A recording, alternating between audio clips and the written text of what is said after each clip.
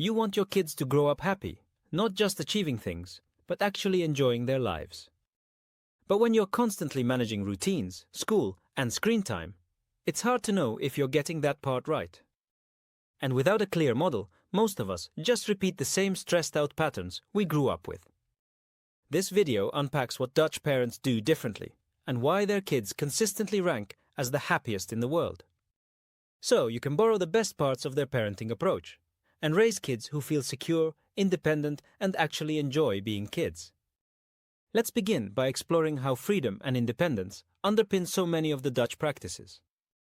Rather than micromanaging children's every step, Dutch parents trust them to try things for themselves, to bike to school, to play outside unsupervised, to make small decisions on their own. In doing so, children learn confidence, responsibility, and self-efficacy. This radical trust shifts the parent's role from director to facilitator, giving kids the chance to test boundaries, fall, and get up again, with a safety net in place. Moving next, the idea of simplicity and doing less threads through much of the book. The Dutch lifestyle resists overbusy schedules, overfilled toy boxes, and constant structured enrichment. Instead, parents make room for free play, sensory exploration, and breathing space. The authors suggest that happiness often grows when we subtract instead of add. In practical terms, that might mean fewer extracurriculars, fewer gadgets, or letting your child's imagination fill the gaps. As one writer puts it, less material stuff and more presence is often more beneficial. Then, flowing from that simplicity is the theme of connection through routine and family rituals. In the Netherlands, family meals are sacred opportunities for conversation, not battlegrounds over broccoli.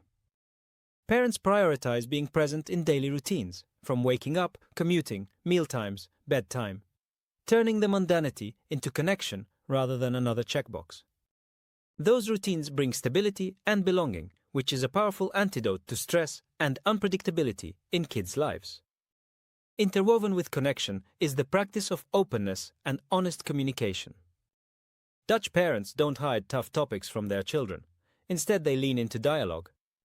Talking about sex, death, identity, or difficult news becomes part of trusted relationship, not taboo. When children feel safe to ask, and parents respond respectfully, it nurtures emotional intelligence and trust. Rather than lecturing or protecting from everything, parents become conversational partners. At the same time, the authors describe a parenting style that is authoritative, but not authoritarian.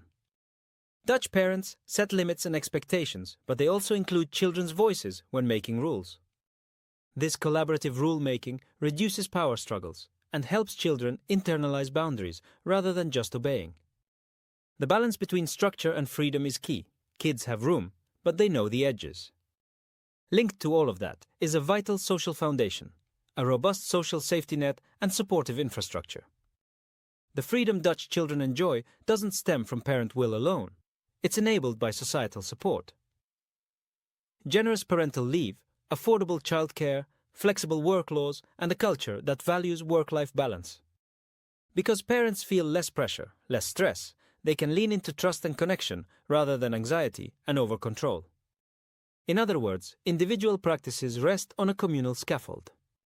And finally, the authors highlight the value of education and school systems that reduce stress. Dutch schooling emphasizes play, exploration, minimal homework in early years, and assessment without pressure. Tests are infrequent and low stakes. Childhood isn't commodified by grades.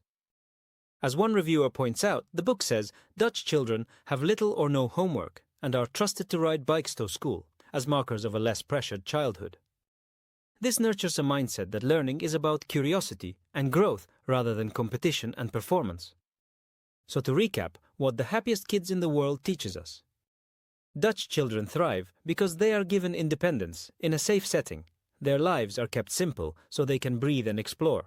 They're anchored by consistent family rituals. They're invited into honest dialogue. Boundaries are co-created rather than imposed. Society backs up parents with strong structures, and school doesn't suffocate them with stress. If you blend all these, you get children who feel seen, trusted, grounded, and free. A powerful mix for building happiness from the inside out. And now, before you click away, let me reflect briefly on how these themes might translate in non-Dutch contexts, because no culture is identical.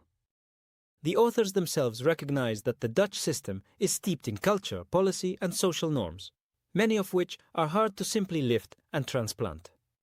Yet some principles are highly portable. You could begin by carving out margin in your family life so that your children and you are not overscheduled. Even one unscripted hour of free play a day can make a difference.